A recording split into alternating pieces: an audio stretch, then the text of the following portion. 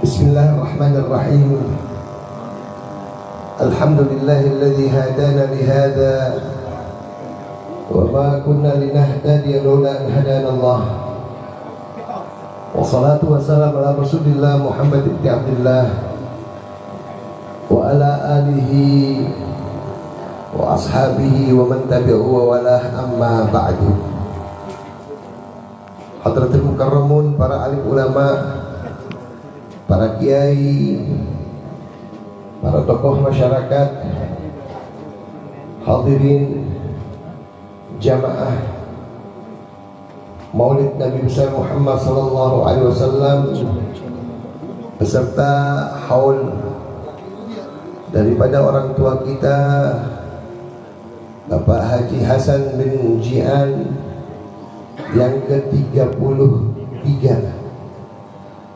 Mudah-mudahan kita berkumpul di tempat ini senantiasa mendapatkan keberkahan, inayah, pertolongan oleh Allah Subhanahu wa taala, agar senantiasa kita bisa memikirkan tentang masa depan kita.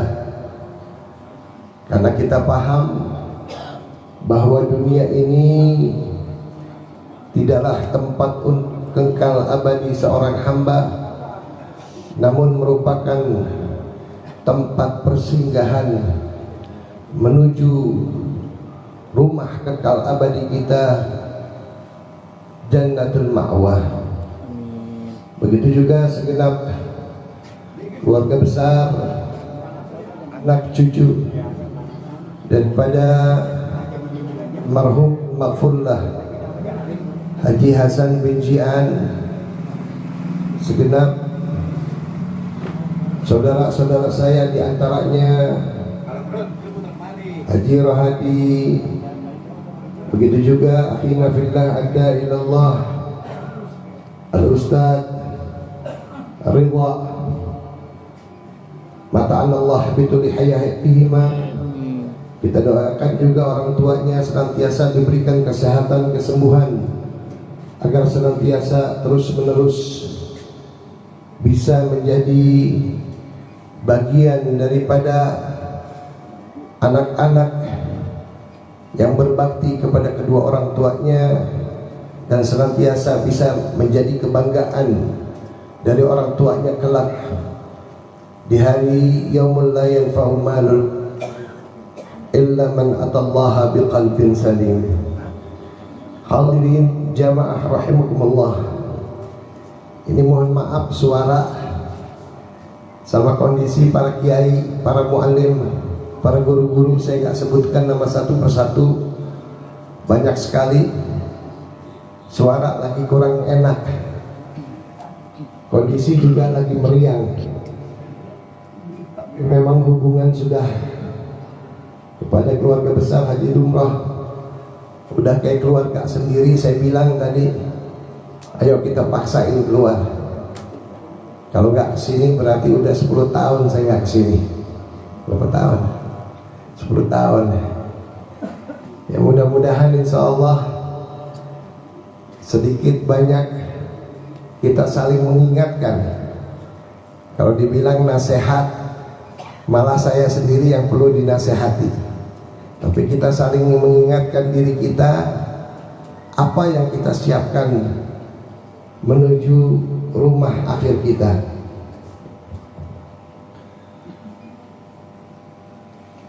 Rasulullah SAW melalui sahabatnya menggambarkan bagaimana penting mengingat jasa orang yang sudah meninggal.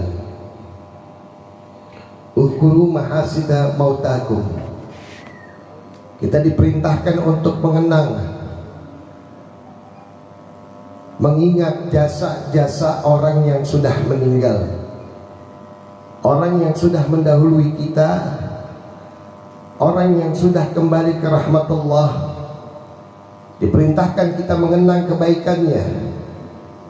Ketika kita mengenang kebaikannya, paling tidak kita dapat mengikuti jejak daripada orang-orang baik tersebut. Acara semacam ini pembaca tahlil, tahmid, tasbih, khatmul Quran, bukan berarti anak cucu atau keluarga besar daripada almarhum al-maghfurlah tidak mampu untuk membacakan atau tidak pernah membacakan. Namun beliau mengingatkan kepada kita bahwa kehidupan suatu saat akan berputar. Hari ini kita dalam keadaan sehat, esok lusa kita belum tentu ada. Wa tilkal ayyamu nudawiluha bainan nas. Di hari-hari itu adanya perputaran antara manusia, silih berganti. Yang sudah meninggal disusul oleh mereka-mereka yang masih hidup, dan ketika yang masih hidup saat ini akan disusul juga dengan kematian. Al-mautu haq, kematian itu adalah pasti. Kematian itu adalah satu jalan tujuan kita. Al-mautu babun, kematian itu merupakan satu pintu yang kita akan semua ngerasain. Menyiapkan diri dengan kita mengingat jasa daripada orang tua, jasa daripada kakek-kakek kita, datuk-datuk kita. Mereka melakukan kebaikan-kebaikan hingga hari ini kita berkumpul di tempat yang mulia ini, melantunkan ayat suci Al-Quran, membacakan tahlil, membacakan istighfar, berselawat kepada Nabi, lalu mendoakan mereka. Tidak lain dan tidak bukan, itu adalah tanda rasa syukur kita kepada Allah, mengingat jasa daripada orang tua. Di dalam hadis dikatakan,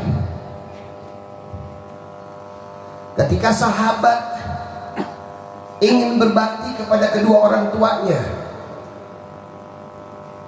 yang mereka sudah tidak ada di dunia, mereka sudah meninggal dunia, ingin berbakti, memberikan sesuatu yang bermanfaat kepada kedua orang tua, namun orang tua tersebut sudah tidak lagi ada. Orang tua tersebut sudah tidak bersama mereka.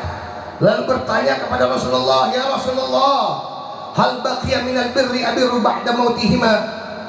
Atau kama qala, "Ya Rasulullah, apakah masih ada kesempatan bagi aku untuk senantiasa berbakti kepada kedua orang tua, di mana orang tua tersebut telah meninggal dunia? Orang tua tersebut tidak lagi bersama saya ya Rasulullah. Orang tua tersebut sudah meninggalkan saya ya Rasulullah. Masihkah ada kesempatan bagi seorang anak untuk bisa berbakti kepada kedua orang tua ya Rasulullah?" Ini kita harus pikirkan. Kalau orang tua masih hidup, kita bisa kasih uang, kita bisa kasih harta, kita kasih rumah, kita kasih makanan yang enak-enak, kita jagakan kedua orang tua tersebut. Namun ketika orang tua tersebut sudah meninggal dunia, apa yang mampu kita lakukan untuk kedua orang tua tersebut? Rasulullah menjawab dengan gamblang bala, benar masih ada. Yang pertama, tusalli alaihima, sholatin orang tua tersebut, alias doain. Kita doain, Rabbighfirli wa liwalidayya warhamhuma kama rabbayani shaghira. Kita lantunkan agar senantiasa Allah memaafkan kedua orang tua kami seperti mereka telah mendidik kami di masa-masa kami sedang kecil. Maka berikanlah maghfirah kepada mereka ya Allah. Jadikanlah kuburan daripada kedua orang tua kami tersebut, datuk kami tersebut, kakek kami tersebut, orang yang telah membesarkan kami tersebut, kuburan yang menjadi raudhah dari riyadhil jannah, taman daripada taman surga Allah Subhanahu wa taala. Lalu yang kedua, tastaghfirlahuma. Orang tua pasti melakukan kesalahan, setiap manusia pasti akan melakukan kesalahan, baik itu disengaja maupun tidak sengaja. Kadang-kadang kesalahan tersebut tidak lain dan tidak bukan hanya memberikan perhatian kepada kita yang lebih, hingga melalaikan perintah-perintah Allah. Datangnya waktu sholat, orang tua kita masih menggendong kita. Ketika malam hari kita menangis, yang mana orang tua tersebut kebiasaannya adalah bertahajud, bersujud kepada Allah, munajat kepada Allah, tapi orang tua tersebut masih menggendong kita, bahkan menyusui kita, menggadaikan perhatiannya, berpaling daripada perhatian, mendapatkan ridha Allah, tapi memberikan khusus perhatian kepada kita semua. Bahkan orang tua tersebut kadang-kadang melangkahkan kakinya di dalam hal-hal dimakruhkan, bahkan menyampaikan hal-hal yang diharamkan oleh Allah untuk menyenangkan kedua anaknya. Ini kejadian ya hadirin rahimahullah. Ini yang kejadian. Orang tua menakahkan perbuatan kadang-kadang yang syubhat, hingga yang diharamkan cuman untuk menyenangkan anak-anaknya. Maka kita munajat minta pertolongan, ya Allah, jadikan kuburannya taman daripada taman surga. Ampuni dosa-dosanya ya Allah. Seperti mereka ketika masih saya kecil diberikan perhatian, berikanlah perhatian khusus kepada mereka ya Allah. Berikan kasih sayang ya Allah kepada orang tua kami ya Allah, yang mereka telah memberikan kasih sayang dan perhatian kepada kami ya Allah. Lalu yang ketiga, tasaddaq lahuma, keluarin sedekah. Tasaddaq lahuma, keluarin sedekah untuk kedua orang tua. Orang tua lagi tidak bisa lagi menerima harta, menerima apapun pemberian daripada kita. Kuatkan sedekah, bangunkan tempat-tempat yang mulia. Ada masjid, ada majlis taklim, keluarkan sedekah kepada mereka. Berikanlah sesuatu yang membanggakan menjadi satu pahala amal jariah kepada orang tua tersebut. Karena harta tahta yang kita miliki, kekuasaan yang kita raih tidak akan bisa menggantikan daripada jeritan ketika orang tua tersebut melahirkan kita hadirin rahimakumullah. Bahkan kalau seandainya kita gendong ibu bapak kita sampai ke tanah suci menjalankan ibadah haji,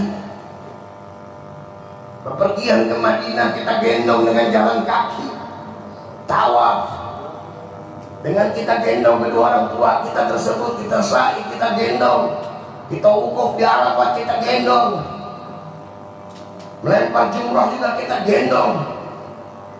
Jeritan rasa sakit yang sebentar ketika orang tua kita melahirkan gak akan bisa kita gantikan.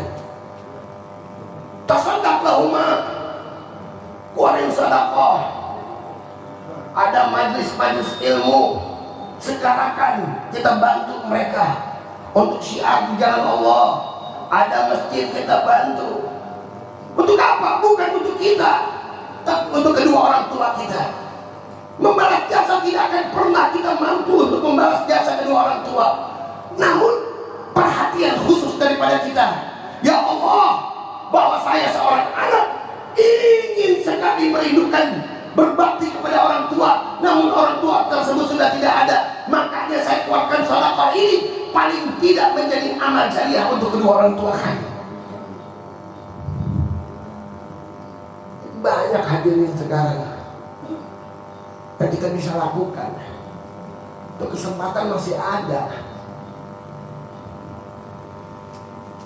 Kita cari tempat-tempat yang mulia.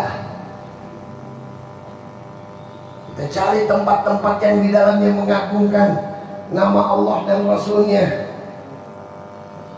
Kesempatan tersebut gampang sekarang. Kalau zaman dulu susah, sekarang mudah. Namun mau atau tidak kembali kepada diri kita. Lalu yang keempat adalah menyambung tali silaturahmi, yang karena kedua orang tua tersebut kita tersambung silaturahmi akannya. Biasanya hadirin rahimakumullah, kita berbakti kepada orang tua kalau orang tua kita masih hidup. Betul.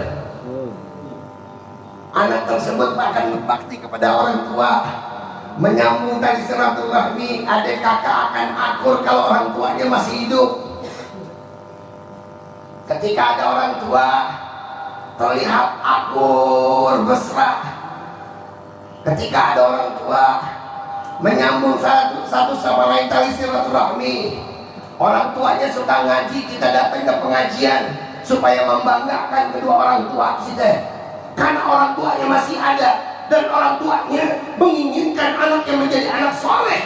Takut orang tua tersebut anaknya menjadi anak soleh yang kita bersemangat, supaya orang tua kita ngelihat bahwa ini anak adalah anak yang berbakti, selalu ada di pengajian, selalu menyambungkan tali silaturahmi. Itu bukan daripada perbuatan bil kepada orang tua. Hadirin rahimahullah, itu anak kita ketakutan, takut orang tua kita nyumpahin, takut orang tua kita ngatain, takut orang tua kita ngomelin. Bahkan yang lebih keji lagi, takut kita tidak mendapatkan warisan daripada orang tua. Bir kepada orang tua itu saatnya mereka udah gak ada. Mereka sudah tidak bisa lagi menyumpahi kita, tidak bisa lagi menegur kita, tidak bisa lagi untuk memarahi kita, tidak lagi bisa berbuat apa-apa kepada kita. Tunjukin rasa bakti tersebut, kumpul sama ulama, kumpul sama orang-orang yang dikumpuli oleh orang tua tersebut, duduk sama mereka, sambung tali silaturahmi kita kepada kakak atau adik daripada orang tua kita, kepada saudara kita. Adik kakak harus akur, di mana orang tua tersebut akan melihat, mendapatkan berita setiap hari Kamisnya tentang anak-anaknya, dan mereka akan mengatakan, alhamdulillah, walaupun saya sudah tidak ada, anak-anak saya masih berbakti kepada saya dengan menjalin silaturahminya. Alhamdulillah, alhamdulillah. Ini kejadian, hadirin rahimahullah. Oh, saya berbakti, marhaba. Kalau Ustaz Ridho ini sering lihat saya nih, seolah telepon baru bunyi, itu belum saya angkat. Kalau namanya abah saya yang telepon, lebih ya bah, marhaba ya bah, lebih ya bah. Bakti itu bukan. Gak dibilang bakti. Takut. Takut. Saya cerita, Kiai, 3 tahun terakhir ini abah saya, Allahyarhamu, itu fisiknya kurang baik. Jadi bolak-balik Sukabumi jarang. Diperintahin saya. Dulu saya sering ikut sama abah mertua saya, Habib Husin. Dia bilang, Mahdi, awasin tuh pesantren. Ya entah, berangkat ke Sukabumi. Waktu zaman saya masih muda dulu, Jakarta Sukabumi 1,5 jam, 2 jam sampai. Belum ada tol. Zaman sekarang alhamdulillah sudah ada tol, 6 jam sampai.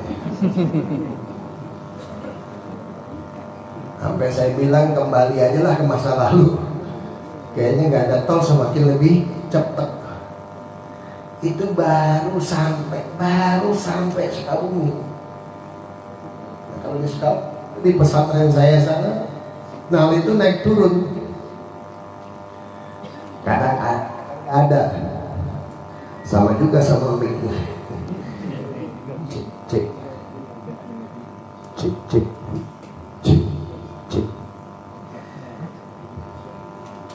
Nah,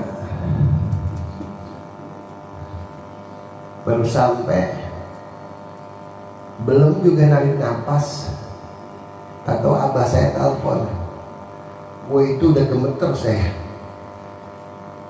Lebih bah, lama banget katanya, cepet balik ke Jakarta. Ini baru kita nginjek kaki itu.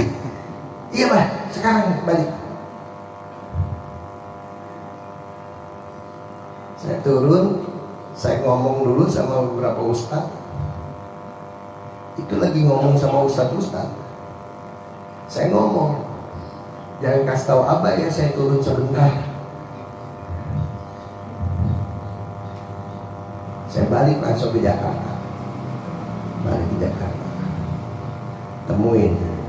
Udah dari Sukabumi, sudah disampaikan, sudah. Padahal tadi nyampein juga depan mobil. Kemarin waktu haul terakhir di Sukabumi, Isra Mi'raj, saya naik mobil sama dia. Dari sini Jakarta ke Almasturiah, dia bilang ini kok belum sampai-sampai, Pak kok jauh banget. Padahal itu biasanya dia seminggu bisa 3-4 kali Jakarta Sukabumi. Karena faktor usia, dia berasa jauh. Terus dia tanya, ini dari Almasturiah ke pesantren kita masih berapa jauh? Saya bilang deket lagi bah. Tapi ziarah dia punya abahnya, ziarah ajakan Muhammad Mastura, langsung ke pesantren. Dia bilang kok nggak sampai-sampai. Sebentar lagi bah. Terus dia tanya, jadi setiap hari kalau saya suruh itu, terus saya telepon balik lagi begini perjalanannya. Iya bah. Dia tanya sama saya, pertanyaannya menarik. Kamu takut sama saya balik langsung ke Jakarta? Atau kenapa? Kamu takut sama saya balik ke Jakarta langsung tuh kalau saya telepon? Atau kenapa? Memang nggak capek? Saya jawabnya kayak juga. Mau jawab takutnya diomelin. Ya jujur-jujur aja gitu. Lalu dia ngomong, ya waladi, katanya wahai anakku, baktinya kamu kepada saya bukan saat saya masih hidup. Karena saya yakin ketika saya masih hidup, rasa ketakutan yang mendahului kamu. Tapi baktinya setelah saya tidak ada nanti, apakah engkau masih bisa menjalankan apa yang saya inginkan semasa saya hidup saya, untuk menjalankan segala perbuatan kebaikan, mengawasi anak-anak, menjadi khadimnya talabul ilm? Kalau itu yang kau lakukan untuk kepentingan mereka, saya maka redha atas semuanya dan kamu benar. Tapi kalau saat ini cuma rasa ketakutan kamu, jangan sampai saya murka kepada kamu. Saya cuma bisa bilang marhaba ya bah, benar juga ini ya. Kita tuh kadang-kadang dipanggil sama orang tua kita gemeter buru-buru. Itu ada tuh kesisipan tuh, cuman takut gitu. Jangan sampai dibilang anak durhaka, betul nggak? Betul nggak? Ini niatan kita mesti rubah nih. Niatan kita mesti rubah.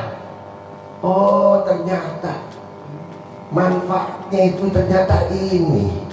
Yang membedakan orang-orang dulu nih, kiai-kiai kita, guru-guru kita, dia berbakti sama orang tuanya. Berharap cuma keberkahan, bukan rasa takut, tapi keberkahan yang mereka inginkan dari orang tua. Kita rasa takut yang kita dahulukan. Na'udzubillah. Na'udzubillah. Yang kelima adalah ngejalanin wasiatnya. Ngejalanin wasiatnya. Biasanya Pak, wasiat orang tua itu ada dua Pak. Ada yang tertulis sama tidak tertulis. Kalau yang tertulis biasanya masalah fulus. Masalah fulus. Yang tertulis itu biasanya masalah hepeng, duit, urusan tanah, urusan pembagian waris, pembagian harta. Itu yang tertulis tuh biasanya. Biasanya orang tua bilang begini, Satrido, itu tanah yang depan rumah jangan dijual. Emang kenapa jalanan? Bahaya. Haji, tanah yang di samping yang dijual. Emang kenapa? Punya orang. Jangan jual itu, punya orang. Ya, biasanya masalah itu. Masalah dunia, masalah daniyah, kemerosotan yang hari ini ada dan menjadi fitnah untuk kita. Zinatul hayatid dunia, hanya hiasan saja, nggak bisa kita habisin, nggak bisa kita pakai semua. Punya rumah 100 yang dipakai cuma 1. Punya rumah gede, kamarnya banyak, tetap 1 kamar yang kita pakai. Punya pakaian ribuan, tetap 1 baju yang kita pakai. Punya mobil 10, tetap 1 mobil yang kita pakai. Punya jam tangan banyak, tetap 1 juga yang dipakai. Betul. Sepatu juga banyak, tetap sepasang yang dipakai. Zina hayat dunia, perhiasan aja, yang nanti suatu saat kita diminta pertanggungjawabannya. Tapi wasiat yang tidak tertulis dari orang tua menginginkan anak yang menjadi anak yang soleh, anak yang senantiasa menyembah Allah, beriman kepada Allah dan Rasulnya, menjalankan agamanya yang hakiki, menjalankan agamanya agar senantiasa di dalam kuburnya ia selamat, di hari kiamat juga ia selamat, di dunianya dijauhkan daripada fitnah. Kenapa? Karena sudah menyembah kepada Allah, mengabdikan dirinya kepada Allah, bertakwa kepada Allah, maka Allah memberikan keselamatan di dunia. Di dunia hasanah wa fil akhirati hasanah. Doa kita lantunkan, tapi tata cara untuk mengamalkannya kadang-kadang kita abaikan. Allah udah jelasin, wa man yattaqillah yaj'al lahu makhraja wa yarzuqhu min haitsu la yahtasib. Siapa orang daripada hambaku yang bertakwa kepada aku, menjalankan perintah aku, bersujud kepada aku, berpuasa untukku, mengeluarkan sedekah untukku, duduk sama ulama-ulama di majlis ulama, duduk sama mereka, takarub kepada Allah. Mereka adalah orang-orang yang bertakwa, mensiarkan agama Allah. Tempatnya adalah masjid, musola, majlis taklim. Mereka adalah orang-orang yang bertakwa. Maka Allah niscaya berjanji akan memberikan rezeki secara akal manusia gak pernah terpikirkan. Alhamdulillah. Alhamdulillah. Ini contoh nih gampang nih. Tadi ke pasar induk gak Pak? Bapak tadi ke pasar induk gak? Ke toko buah gak? Ke toko buah gak? Ke toko buah gak tadi? Enggak kan? Ada buah depan mata. Ada buah depan mata. Ini baru contoh nih. Kita beli buah kagak. Bener? Ke pasar induk kagak. Buah depan mata. Ya. Jangan kagak hadir ke sini dapat gak buah? Kagak. Ini contoh yang gampang aja di depan mata nih. Diberikan rezeki secara akal manusia gak pernah terpikirkan dari mana. Itu janji Allah kepada siapa? Mereka yang bertakwa. Hadirin rahimakumullah. Ini cuma mau ngingetin yang terakhir begini nih. Fal mautu atin an qarib, kullu lahu minhu nasib. Kematian itu akan datang dengan waktu yang singkat. Kematian itu akan datang dengan waktu yang singkat. Dan semua daripada kita bakalan ngerasain kematian tersebut. Kullu nafsin dha'iqatul maut. Bakal pasti ngerasain kematian tersebut. Hadirin rahimakumullah. Man kana danin aw nasib fahuwa musibah amah. Siapa yang sudah menjelang kematian atau juga sudah mendapatkan kematian, maka itu adalah musibah yang sangat menyakitkan. Hadirin, hilangnya harta, hilangnya jabatan, hilangnya kesehatan masih bisa kembali. Orang sakit masih bisa sehat kembali. Orang ditipu, orang rugi, dia masih bisa jadi orang kaya lagi. Orang diberhentikan dari kerjaan masih bisa cari kerjaan lagi. Tapi kalau hilangnya nyawa dari seorang hamba, gak akan pernah bisa kembali. La yu'akhiru sa'atan wa la yastaqdimun. Gak akan pernah ditunda satu detik pun, atau dimajukan satu detik.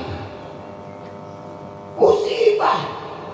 Nah, ketika kita tahu bahwa kita akan merasakan kematian, apa yang kita sudah siapkan untuk kematian tersebut? Kalau pertanyaan zaman sekarang ini kan kadang-kadang di Twitter, di Facebook, di Instagram, di mana-mana nanya, itu alam barzah kira-kira gimana? Neraka itu surga kira-kira gimana? Woi, jangan kejauhan, lu udah nyiapin apa untuk masuk alam barzah? Apa yang kau sudah siapkan? Pasti kita akan ngerasain. Nggak usah nyiapin diri dengan apa, kendaraan. Kita beli kurung bakan, nggak usah dipinjemin. Waktu badan saya gemuk, takutnya kan nggak cukup all size. Kita ini berdua all size. Pas tengok sama lagi all size. Jangan kita cobain. Insya Allah cukup. Obet saya tinggi cukup. Saya putih cukup. Saya kaya tetap nggak mampu beli. Itu kendaraan kata Kiai Jainuddin MZ almarhum, kendaraan paling angker di dunia, limited edition, pesanan khusus. Yang punya musola masjid, langgar tuh punya. Makanya secara ngidupin mesin ini juga beda. Kalau yang sekarang tadi saya kesini naik kendaraan rodanya 4, supirnya 1, betul? Betul nggak? Supirnya 1, penumpangnya bisa banyak. Kalau ini khusus.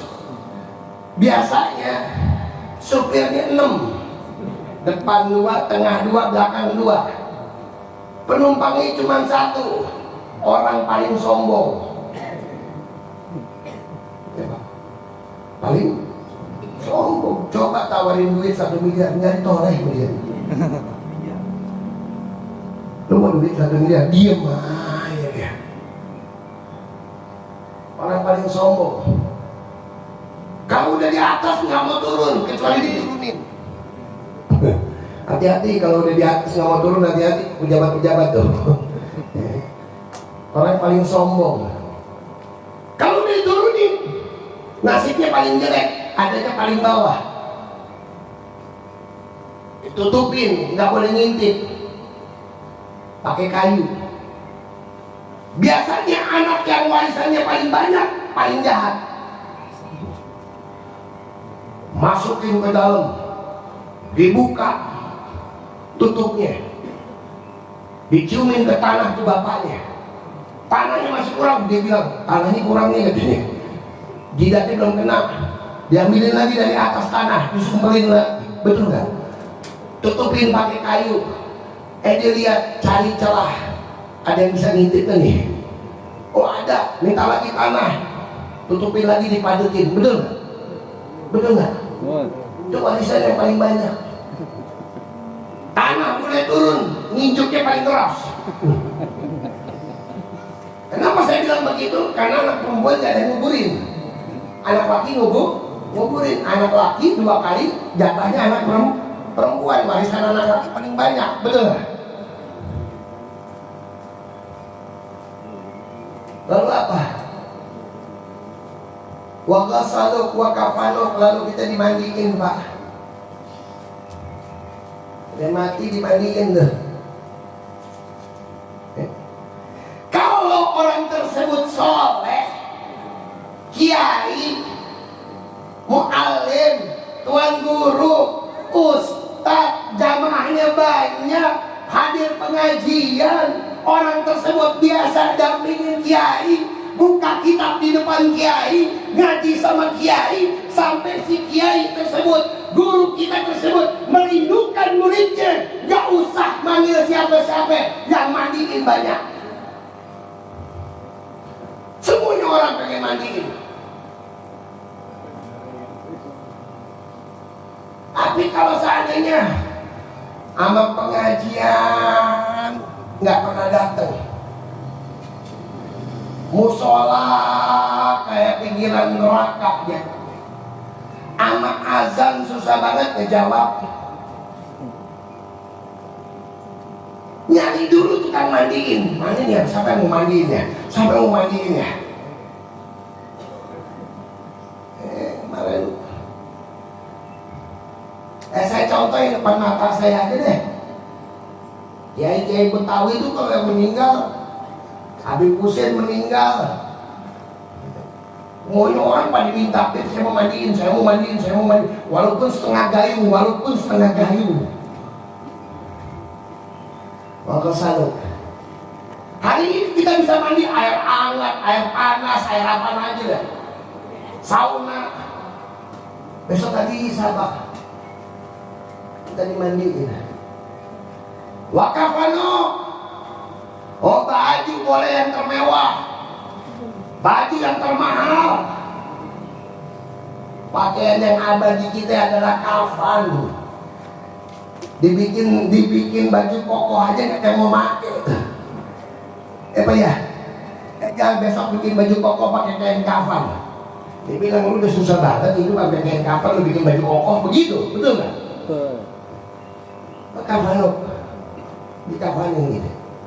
Wasya'o, sholatin. Nah kalau orang yang biasa duduk sama ulama-ulama nih, tenang dia, temennya banyak,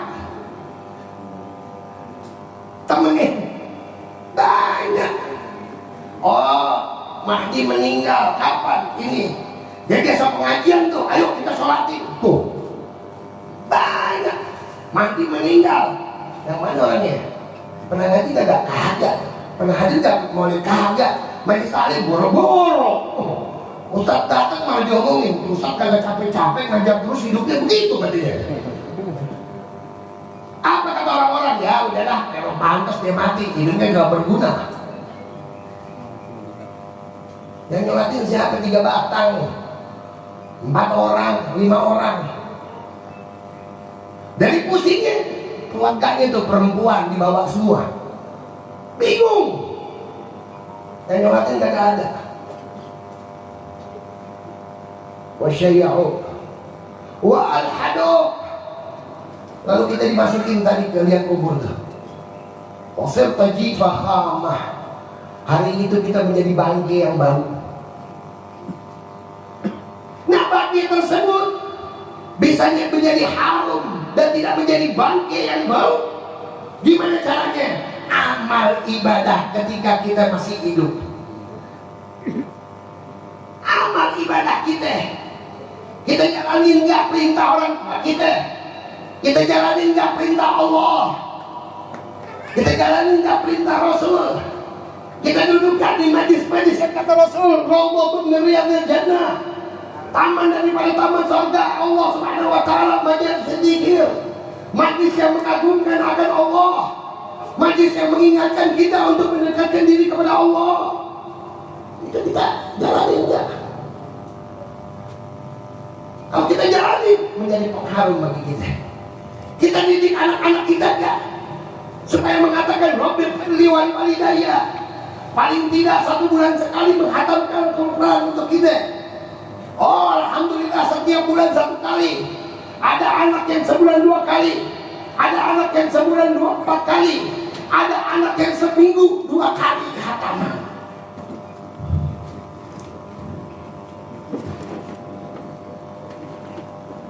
Ini cerita. Atahadah binikmah boleh kiai. Dulu saya suka berpikir tuh anak saya usianya baru 100 tahun. Meninggal 100 tahun 25 hari kalau tahun Melayunya. Tahun Hijriahnya itu 103 tahun. Jam 3 subuh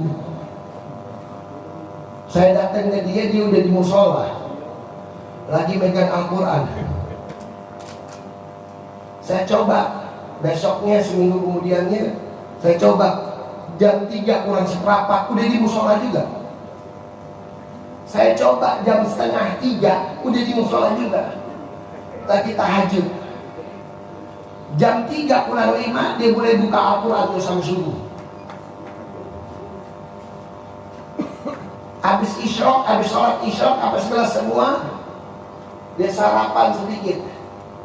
Dia sarapan tuh sama santri-santrinya tuh biasanya. Habis itu dia buka lagi Al-Quran. Setelah buka Al-Quran, nanti jam 9, jam 10 dia sholat duha tuh. Habis sholat duha sampai dengan duhur dia buka lagi Al-Quran. Habis sholat duhur biasanya dia makan siang. Kalau belum nafsu makan dia buka lagi Al-Quran sampai dia makan. Saya tanya sama yang ngikutin abah saya, abah ini seminggu berapa kali hatam Al-Quran? Alhamdulillah Bib, nggak kurang dari 2 kali hatam Al-Quran. Saya bilang, waduh, saya 1 aja kayaknya udah ngap banget ya. Saya coba Saya coba ngikutin dia. Bisa ternyata. Bisa. Ngajar gak ngajar, ceramah gak ceramah, hadir undangan gak hadir undangan, tidur gak tidur, tetap tidur pules, makan makin gemuk saya ini. Bisa ternyata seminggu 2 kali itu bisa. Nambah beb jadi seminggu 3 kali nggak berani saya, takutnya besok lusa begah kan gitu ya. Karena istiqomah itu penting banget. Bisa ternyata. Nah hadiah itu siapa? Untuk kedua orang tua. Kenapa orang tua kita jadi kita hadiahin untuk kedua orang tua kita. 1 hataman untuk Habib Husin, 1 hataman untuk saya punya orang tua kandung saya. Alhamdulillah. Itu gimana caranya? Didikan dari orang tua. Yang apa akhirnya? Menjadikan kuburannya itu taman daripada taman surga. Berkat apa? Anak yang dididik sama orang tua di jalan Allah. Dunia kamahiyalil makar, wa inna mahiyalil mamar. Fafkir wa an'im fin nadhar wa la takun kas-sa'imah. Dunia kita bukan tempat kita kekal abadi. Wa inna mahiyalil mamar. Dunia itu cuma untuk tempat jalan melintas. Fafkir, pikirin. Wa an'im fin nadhar, jeli dalam melihat pandangan-pandangan kita. Jeli kita. Contoh yang meninggal udah banyak. Yang sehat meninggal, yang sakit-sakitan panjang umur, yang muda meninggal, yang tua masih hidup. Banyak. Wala tadri bi ayyi ardin tamut, kita gak pernah tahu di mana kematian tersebut akan tiba. Pikirin. Wala takun kasaimah, jangan sampai kita kayak binatang ternak, kayak sapi, Pak, kayak kebo. Jangan. Yang paling muhtaram, yang paling mulia dari sapi, dari binatang ternak, kulitnya jadi beduk, digebugin, jadi rebana, dipukulin. Kita dikasih akal sehat sama Allah, dikasih contoh-contoh sama Allah, agar senantiasa kita berpikir bahwa suatu saat kita akan mengalami hal yang serupa. Hadirin rahimakumullah, itu nggak akan pernah terjadi kalau kita nggak akan siapin. Hadirin, kira-kira besok kita meninggal, siapa yang mau bacain kita Fatihah? Siapa yang mau bacain kita Al-Quran? Siapa yang akan mengistighfarkan kepada kita? Kalau anak-anak kita jauhin daripada ulama-ulama, kita jauhin daripada kiai-kiai, kita jauhin daripada majlis-majlis ilmu. Hanya kita berikan perhatian masalah duniawinya aja, seolah-olah tanpa dunia mereka akan meninggal dunia, seolah-olah tanpa mereka memiliki jabatan di dunia mereka akan susah. Ayo kita pikirin, datang ke ulama, duduk sama mereka. Kiai-kiai kita mumpung masih ada nih semua nih, masih banyak. Hari ini, besok kita nggak tahu. Kiai Abdul Hayy udah nggak ada, Kiai Sabilur Rasyad udah nggak ada, Kiai Saifuddin Amsir udah nggak ada. Ulama-ulama hebat Jakarta, Kiai Syafi'i Hazami udah nggak ada. Atuh, diambil.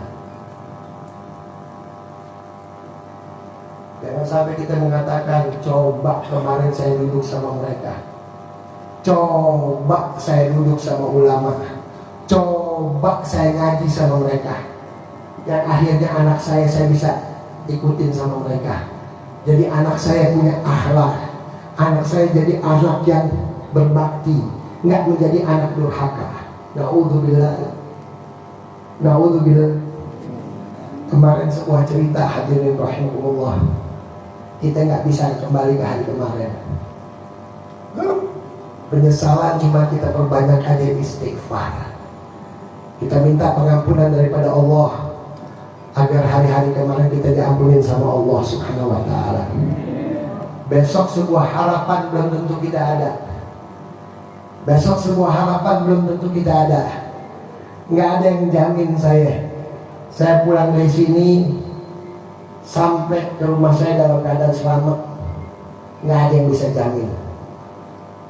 Kalau seandainya saya selamat, belum tentu sampai asar saya selamat. Kalau sampai asar saya selamat, belum tentu maghrib saya masih hidup. Kalau maghrib masih hidup, belum tentu isya masih hidup. Kalau isya masih hidup, belum tentu subuh masih hidup. Hayalan masih. Waktu yang kita punya, kata Imam Ghazali, adalah saat ini, detik ini. Kita sama-sama ada di tempat yang mulia, mengenang jasa orang tua, membacakan takjil Kitabul Quran, mendengar salawat Nabi, membacakan maulid. Kita niatin nih, ya Allah, saya niatin mulai hari ini, mulai detik ini, ya Allah, saya akan duduk di majlis-majlis ilmu, ya Allah, saya akan belajar lagi tentang ilmu, ya Allah, agar senantiasa Engkau ridho kepada saya. Saya akan duduk mengambil manfaat daripada ulama-ulama agar mereka bisa membimbing saya tujuan negara akhirat saya, ya Allah. Niatin. Oh, sampai duhur kita ada, kita niatin lagi dari duhur sampai asar.